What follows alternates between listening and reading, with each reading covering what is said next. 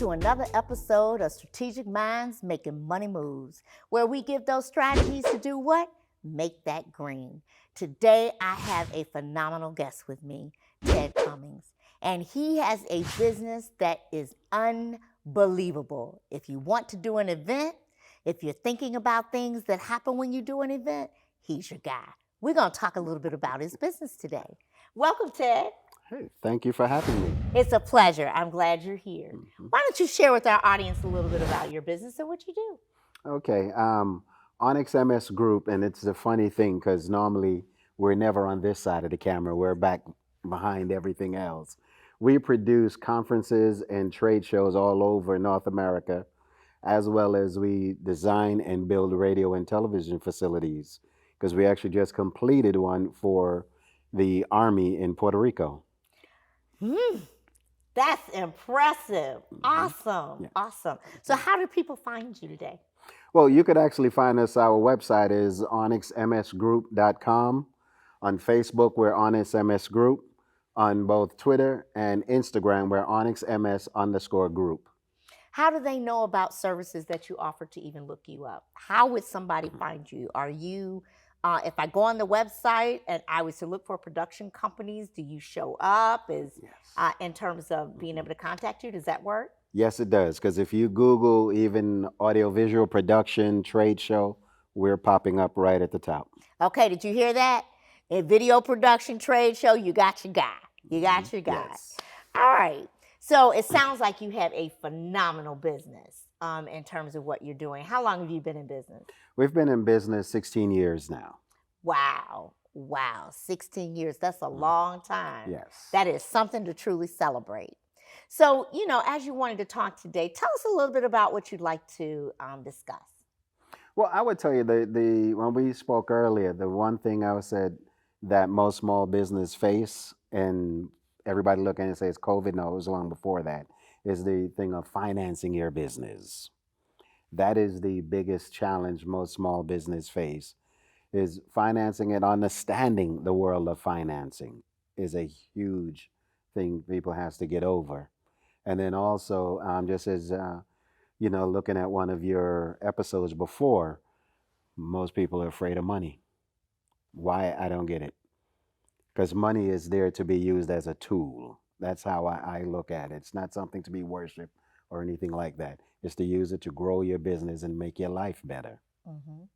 Well, it's interesting because I think that there are a lot of dynamics to what you just said, Yes. a lot of components. One is that when we start to go out to get business and we're doing, whether we're doing a contract, whether we're doing a proposal, whether Yes. and it takes time. Mhm. And a lot of times being an entrepreneur myself, I know you can put proposals out there and spend hours on them and get absolutely zero return because they decide to go in a different direction, Exactly. right?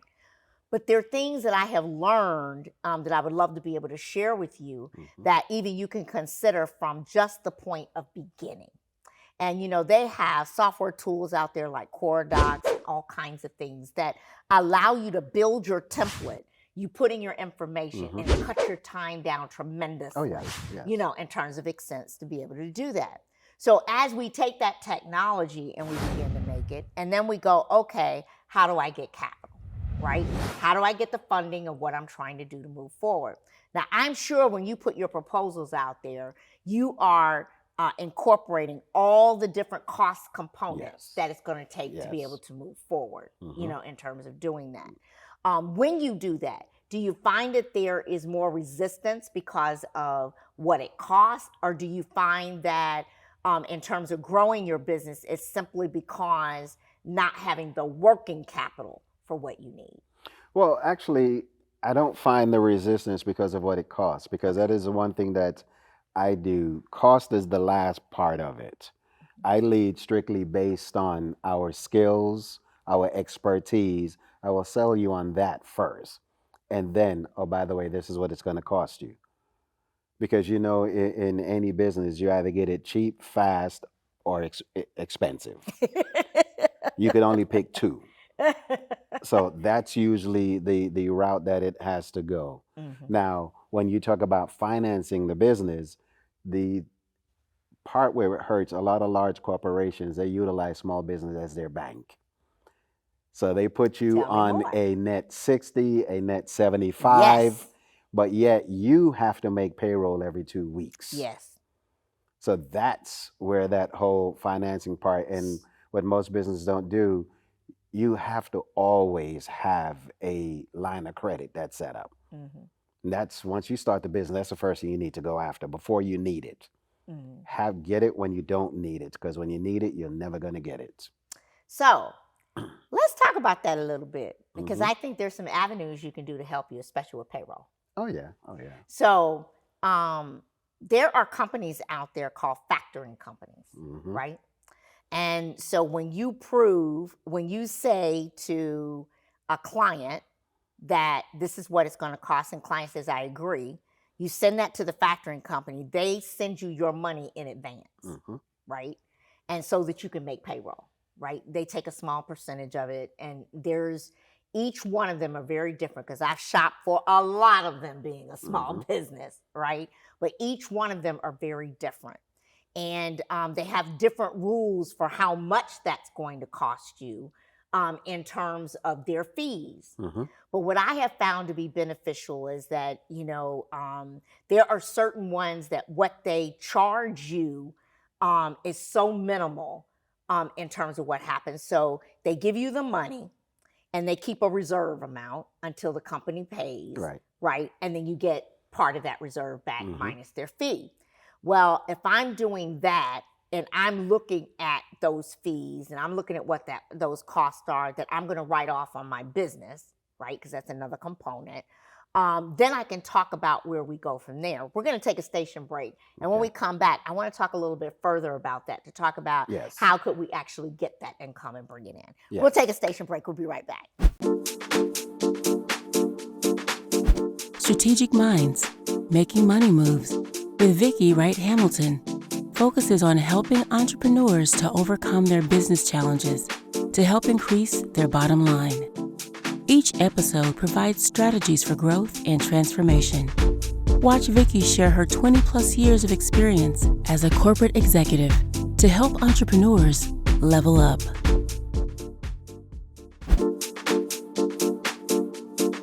Welcome back. So even as we talk about that factoring and we talk about the fact of making payroll, and you're right, that is the hardest. There's nothing worse than being an owner and going, okay, I woke up, how am I going to pay my people, right? I don't have any money, right? But I think if you find the right factoring organization, and you may have used them in the past, but finding the right factoring organization to help you elevate to at least get that piece. One of the other things that I have found is that there are a number of these factoring organizations that are not just doing payroll, they're willing to do working capital, right? And we all know that when you do a service, it's the hardest to get the money. When you got a product, you got something you can touch and feel, and it's all good, right? When you're providing a service, it becomes really, really hard, because you're asked to get a loan, or you're asked to go take money out, or whatever, because there's no other way to get that money. Yes. And then you got to go through partnerships and any kind of way to beg, borrow, and steal. That's true. That is In true. terms of how am I going to get this working capital that I need to keep my business Yes. going. But some of these organizations some of these factoring companies do take you to doing working capital so that you can do more than just payroll. Yes. And it just takes more to do that. Have you ever used a factoring company? Well, I have used a factoring company in 2012 when we decided to move into the trade show services. I used a particular factoring company. Not only did they help us grow, the beauty of it, because it's a small business, you don't have a collection arm. So if a corporation is taking so long, they act as your collection arm. They will contact your clients. That's right. But as you. That's right. Unlike other factoring companies who will contact your clients and tell them they are ABC. Right. No, this company actually contacted your client as, hey, I'm contacting you for Onyx Media Services. Right. This has been past due, and that was great. They really helped us get through the hard times when we were growing. You know, you're absolutely right. I've used them in the past, and they've done the exact same thing for me. Yes. And there's nothing like having, and I even tell my clients, I've outsourced my accounting. Yes. Right? I've outsourced it because, in essence, that's what they are. They're your outsourced arm. Yes, they are. I've outsourced my my accounting, and they take care of all of my invoices and all that, Yes. because they want to know how come they have to write back and say approved or whatever. Right. And it's like, it's so that my my company, you know, that I've outsourced to can actually make, you know, can take care of payments and things like that in terms of doing that. So since you started doing your factoring and you moved forward, what have you found to be your challenges along your trajectory of your growth? The challenges along the trajectory of the growth is the whole thing of getting new clients and deciding which sector you want to grow in, because we also do federal government contracting. Now, as you said earlier, that takes about 24 months from when you start. So do you stick with the private sector where you're making a good deal of money? Or do you actually move time over to doing the federal contracting where it can be greater money, but when you first start, you've got to sacrifice some of that time?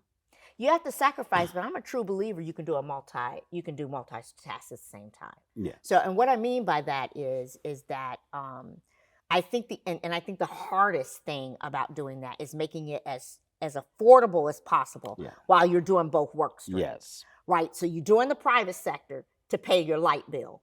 You're investing a portion of the profit from the private sector to get help in terms of building what you're going to do on the contractor side. Right. So you get people who are already in the realm of doing the government that can make it faster and quicker for you. Yes. Right.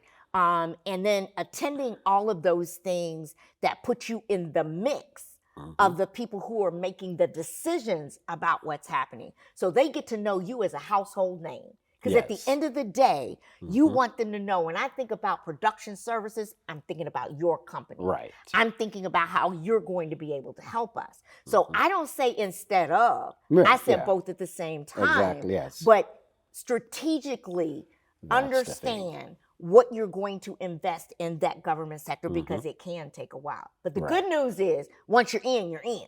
That's right? true. Once That you get is in, very you're true. in. Yes. Now, I will tell you that what I have done previously is I have partnered with companies that are already established with the government Yes. as a subcontractor, so that they could get to know me.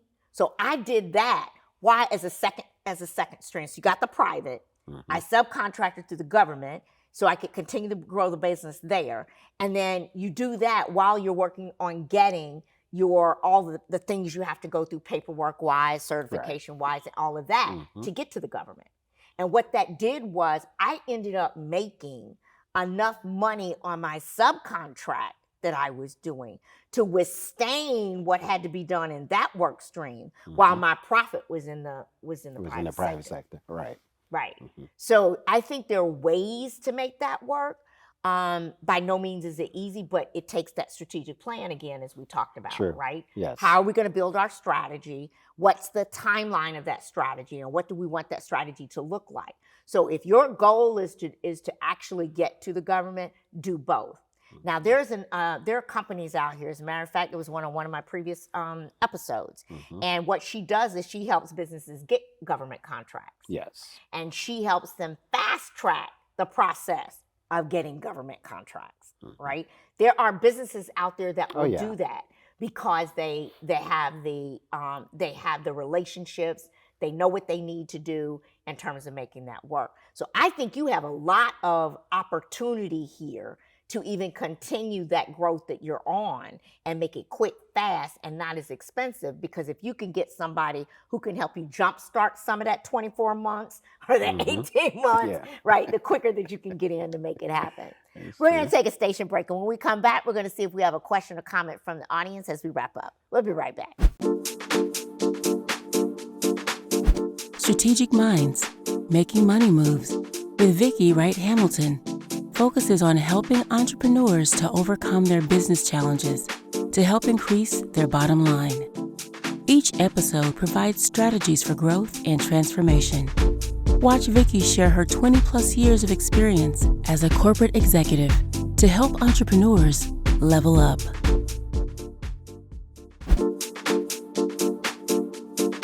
Welcome back. As you can see, we're talking about some prominent things here in terms of growing your business and how do you deal with multiple streams of really trying to have multiple streams of income, right?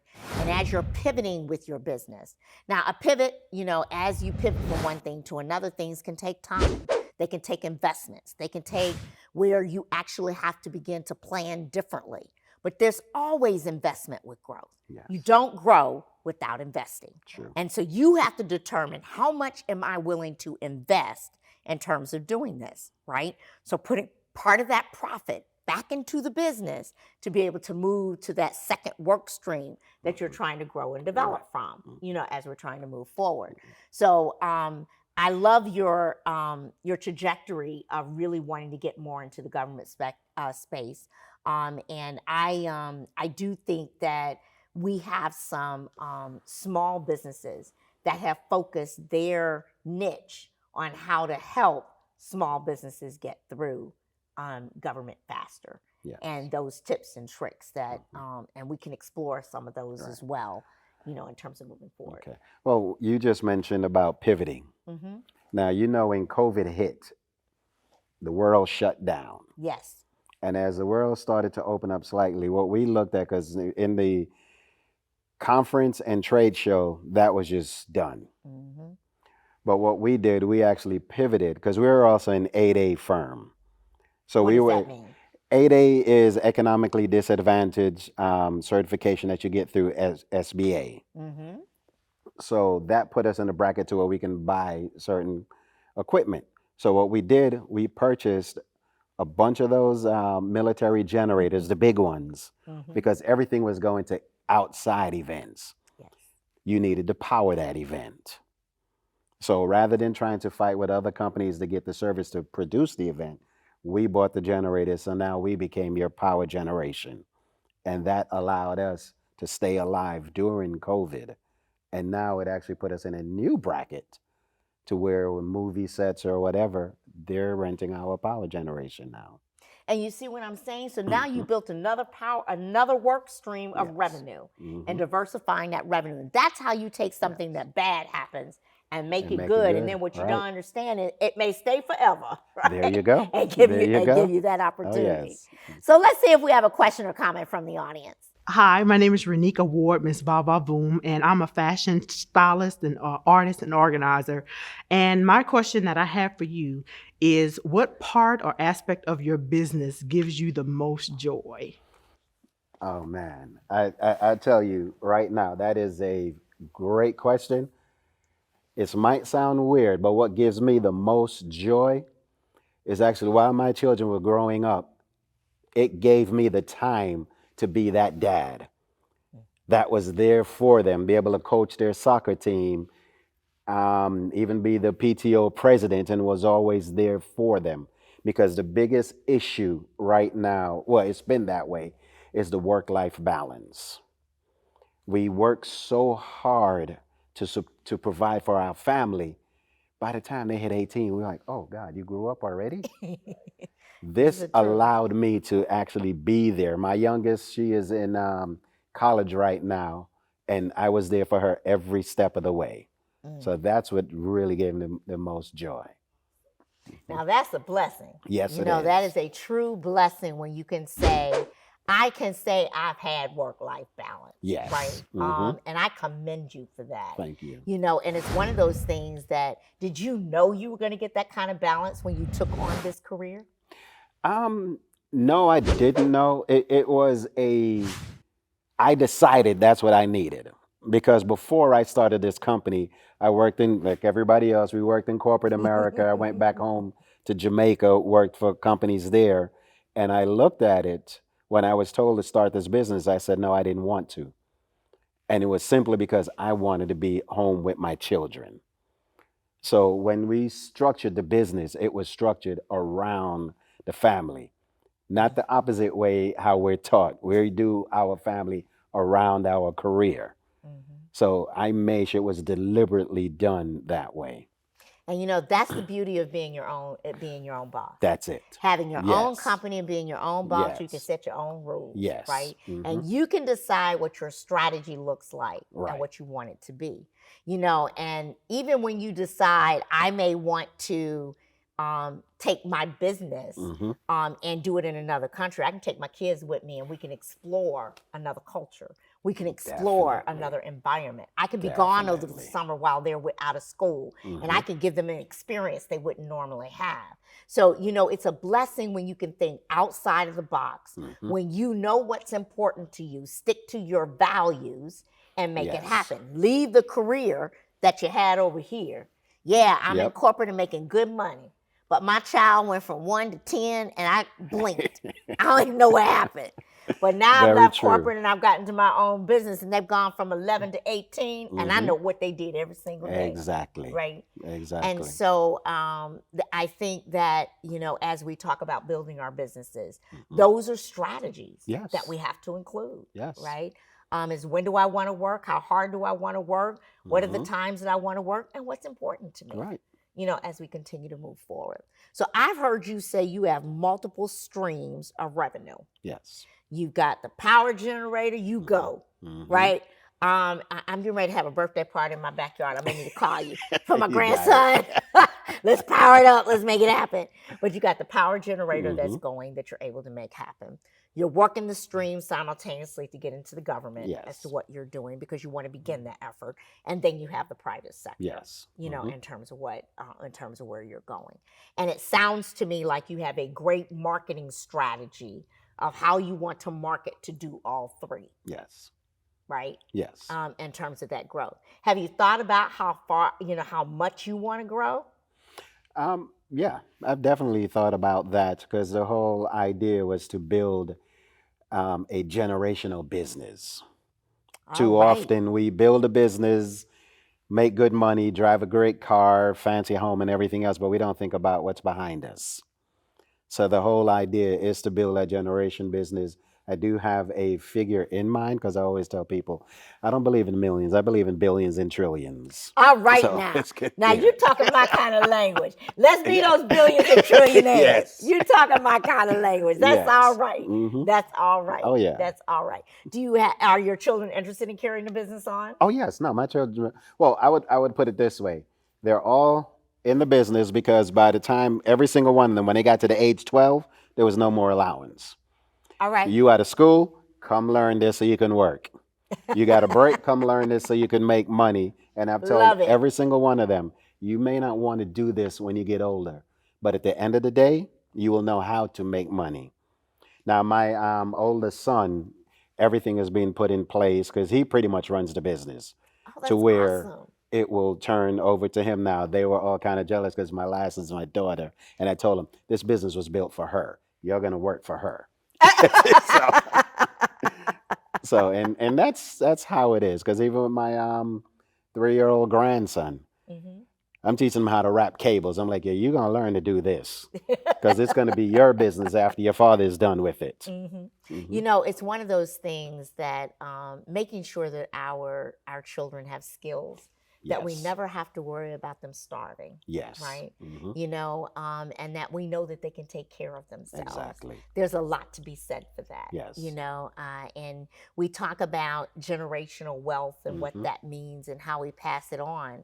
And some people go, well, you're forcing them to do that. No, I'm not forcing them. I'm giving them options. Yeah. And there's nothing in the Yes. power of options. Exactly. So you know how to do this and you know how to do this over here too. You'll never starve. You never start. You'll You never choose. starve. You choose. You choose, Exactly. and you're able to do that.